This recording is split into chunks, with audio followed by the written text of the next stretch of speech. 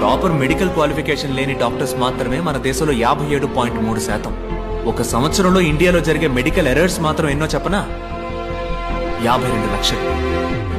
120 కోట్ల మంది జనం ఉన్న ఈ దేశంలో కేవలం 120 మందికే వైద్యం అందుతుంటే అగ్రస్థానం అని ఎలా అనగలం?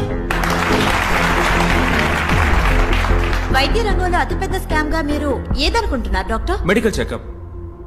మీలో ఎంతమంది నార్మల్ గా ఉన్నారో చేయొద్దండి. ఒకే ఒక్కసారి మెడికల్ చెకప్ కి వెళ్ళారండి, ఒక్కళ్ళు కూడా నార్మల్ అని చెయ్యెత్తరు. నార్మల్ గా ఛేదించండి. నార్మల్ గా ఉన్న వాళ్ళని పేషెంట్స్ గా మార్చడానికి కార్పొరేట్ హాస్పిటల్స్ వాడే టెక్నికే medical checkup. I am doctor Ramachandra.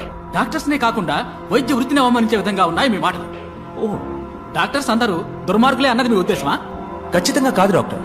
వందలాది మంది మంచి డాక్టర్స్ మధ్య వైద్య వృత్తిని వ్యాపారంగా మాత్రమే చూసే ఓ 10 మంది డాక్టర్స్ ఉండడం సహజం. వాళ్ళందరికీ నా సమాధానం కొంచెం కోపాన్ని తెప్పిస్తుంది. మీ కోపం వచ్చిందా?